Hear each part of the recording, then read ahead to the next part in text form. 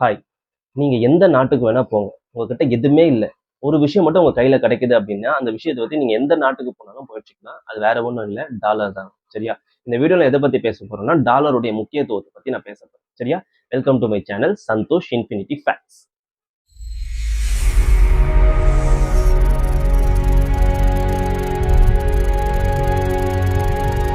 Dollar ஏன் சர்வதேச வர்த்தகத்துக்கு use பண்றோம்? ஏன் மத்த எவ்வளவோ கரன்சி இருக்கு இந்த உலகத்துல. ஏன் அந்த கரன்சிய மட்டும் நம்ம யூஸ் பண்றோம் அப்படின்னா, காரணம் இல்லாம கிடையாது. அந்த காரணங்கள தான் பார்க்க போறோம். நெறைய காரணங்கள் இருக்கு.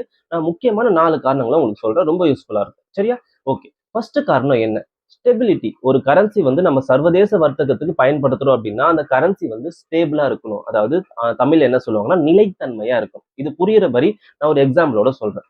ஈரானுடைய கரன்சி பேர் என்ன? ரியால் அப்படின்னு சொல்லுவாங்க. இப்போ உதாரணத்துக்கு நீங்க டாலரை யூஸ் பண்ணாம ரியாலை யூஸ் பண்றீங்க. அதாவது சர்வதேச வர்த்தகத்துக்கு நீங்க டாலர் யூஸ் பண்றது இமேஜின் பண்ணிக்கோங்க. நீங்க ரியால் யூஸ் பண்றீங்க அப்படின்னு நினைச்சுக்கோங்க. இப்ப என்ன பண்றீங்க? ரியால் கிட்ட இருந்து அதாவது சாரி ஈரான் கிட்ட இருந்து என்ன பண்றீங்க அப்படின்னா பொட்டேட்டோ வாங்குறீங்க. உதாரணத்துக்கு நான் சொல்றேன். ஒரு உருளைக்கிழங்கு வாங்குறீங்க. 1 கேஜி உருளைக்கிழங்கு வாங்குறீங்கன்னு வச்சுக்கோங்க. அதோட விலை நான் ஒரு எக்ஸாம்பிளோட சொல்றேன். ஒரு 100 ரியால்னு வச்சுக்கோங்க. சரியா? சடனா என்ன நடக்குது அப்படின்னா போர் நடக்குது. இப்ப அதான் நடந்துட்டு இருக்கு ஈரான்ல. போர் நடந்த உடனே என்ன நடக்குது அப்படின்னு பாத்தீங்கன்னா பொட்டேட்டோவுடைய உற்பத்தி ஈரான்ல பாதிக்கப்படுது. அப்போ பொட்டேட்டோவோட உற்பத்தி பாதிக்கப்படுது அப்படின்னா அதிகமா பணவீக்கம் ஏற்படும். ஓகேவா? பணவீக்கம் ஏற்பட்டது அப்படின்னா அந்த ஈரானுடைய கரன்சி ரியால் இருக்கு இல்லையா, அதோட மதிப்பு குறையும். மதிப்பு குறையும், பொட்டேட்டோட உற்பத்தி குறையும். இதனால என்ன நடக்கும் அப்படின்னு பாத்தீங்கன்னா பொட்டேட்டோ 1 கேஜி பொட்டேட்டோ 100 ரியால் நம்ம வாங்கணும். இப்போ உதாரணத்துக்கு இந்தியா வாங்குதுன்னு வச்சுக்கோங்களேன். இந்த மறுநாளைக்கு இந்த போர் நடந்ததுக்கு அப்புறம் என்ன நடக்கும் அப்படின்னு பாத்தீங்கன்னா 100 ரியால் கொடுக்கறதுக்கு பதிலா நம்ம 200 ரியால் கொடுத்து வாங்க வேண்டியது இருக்கும். எதனால? போர் நடக்கிறதுனால இன்ஃபிளேஷன் அதிகமா அதாவது பணவீக்கம் அதிகமா நடந்ததால விலை அதிகமா உயருது. விலை அதிகமா உயர்றதுனால அந்த கரன்சியோட மதிப்பு குறையுது. இதுதான் மெயின். கரன்சியோட மதிப்பு குறையிறதுனால என்ன நடக்குதுன்னு பாத்தீங்கன்னா நம்ம அதிகமான ரியால் கொடுத்து வாங்க வேண்டியது இருக்கு. அது என்ன ரீசன் அப்படின்னு பாத்தீங்கன்னா கரன்சி நிலை இல்லாம போயிடுச்சு.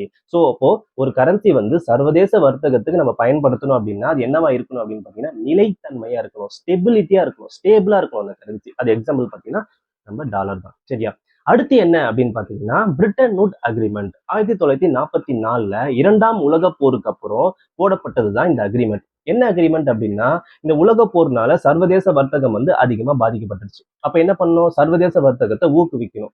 ஊக்குவிக்கிறதுக்காக என்ன பண்ணணும்? எல்லாரும் என்ன பண்ணணும்? வியாபாரம் பண்ணணும். வியாபாரம் மீன்ஸ் மற்ற நாடுகளுடைய இன்டர்நேஷனல் ட்ரேட் வச்சுக்கணும். சோ அதுக்காக ஒரு ருப்பிய அதாவது ஒரு கரன்சியை செலக்ட் பண்றாங்க. அது என்ன கரன்சி அப்படின்னா டாலர் தான் செலக்ட் பண்றாங்க. எந்த அக்ரிமெண்ட்ல? 1944 போடப்பட்ட பிரிட்டன் வூட் அக்ரிமெண்ட்ல டாலரை தான் செலக்ட் பண்றாங்க. ஏன்னா சர்வதேச வர்த்தகத்துக்கு எது பயன்படுத்தலாம் அப்படின்னு சொல்லிட்டு பிக்ஸ் பண்ணிட்டாங்க அப்படின்னா டாலரை பயன்படுத்தலாம் சொல்லிட்டு எல்லா நாடுகளுக்கும் அறிவிச்சிட்டாங்க. சோ இது ஒரு காரணமா போயிடுச்சு. ஹிஸ்டாரிக்கல் ரீசன், வரலாற்று காரணம், இது ஒரு காரணம். அதுக்கப்புறம் என்ன காரணம் அப்படின்னு பாத்தீங்கன்னா ட்ரஸ்ட். ட்ரஸ்ட்னா என்ன சார்? இதுல என்ன சொல்ல வரீங்க அப்படின்னா வேற ஒண்ணும் இல்ல.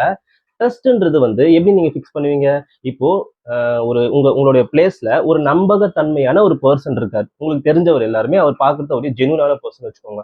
அவர் பயன்படுத்தக்கூடிய விஷயங்கள்லாம் நீங்க என்ன நினைப்பீங்க? ஒரு நல்ல விஷயம் அப்படின்னு தானே நினைப்பீங்க. அதையும் நீங்க பயன்படுத்துங்க. கரெக்டா? அதே போலதான் ட்ரஸ்ட் எப்படி பில்ட் ஆச்சு அப்படின்னா யூஎஸ் டாலருக்கு அந்த டைம்ல 1944 டைம்லயே வேர்ல்டு வாருக்கு அப்புறம் 2 அமைப்பு வந்தது. வேர்ல்டு பேங்க் உலக வங்கி எல்லாருக்கும் தெரியும். அதுக்கப்புறமா இன்டர்நேஷனல் மானிட்டரி ஃபண்ட் ஐஎம்எஃப் அப்படின்ட்டு சொல்லுவாங்க. ஷார்ட் ஃபார்ம் சொன்னா உங்களுக்கு தெரியும். இந்த 2 அமைப்பு என்ன பண்றாங்கன்னா உலக போர்னால பாதிக்கப்பட்ட நாடுகளுக்கு கடன் கொடுக்க ஆரம்பிச்சாங்க. அந்த கடனை எதுல கொடுக்குறாங்க அப்படின்னு பாத்தீங்கன்னா டாலர்ல கொடுத்தாங்க. மத்த கரன்சில எதுவுமே யூஸ் பண்ணாம எதுல கொடுக்க ஆரம்பிச்சாங்க? டாலர்ல கொடுக்க ஆரம்பிச்சாங்க. ஸோ டாலர்ல மீதான ட்ரஸ்ட் அதிகமா ஆயிடுச்சு. சரியா? இது 3வது காரணம். 4வது காரணம் ரொம்ப சிம்பிள். யூஎஸ் உடைய பவர். ஏன் அப்படின்னா 2ஆம் உலக போருக்கு அப்புறம் மிக ஸ்டேபிளான பவர்ஃபுல்லான கண்ட்ரி எதுவா இருந்துச்சு அப்படின்னா யூஎஸ் தான் இருந்தது. அவங்களோட கரன்சியோட மதிப்பும் அதிகமா இருந்தது. ஸோ அதனாலதான் யூஎஸ் டாலரை நம்ம இப்போ இந்த கரண்டா கூட நம்ம என்ன பயன்படுத்துறோம் அப்படின்னா சர்வதேச நாடுகள் யூஎஸ் டாலரை தான் நம்ம பயன்படுத்தணும். இப்ப போர் நடந்தாலும் கூட இப்ப ஈரானு யூஎஸ் இஸ்ரேலுக்கு போர் நடக்குது இல்லையா, அப்பயும் கூட யூஎஸ் உடைய டாலருடைய மதிப்பு ஏறிக்கிட்டு தான் இருக்கு, குறையல. ஸோ அதனாலதான் சர்வதேச வர்த்தகத்துக்கு நம்ம என்ன யூஸ் பண்றோம் அப்படின்னு பாத்தீங்கன்னா யூஎஸ் டாலர் யூஸ் பண்றோம். ஏதாச்சும் டவுட் இருந்தா கண்டிப்பா கமெண்ட்ல பண்ணுங்க.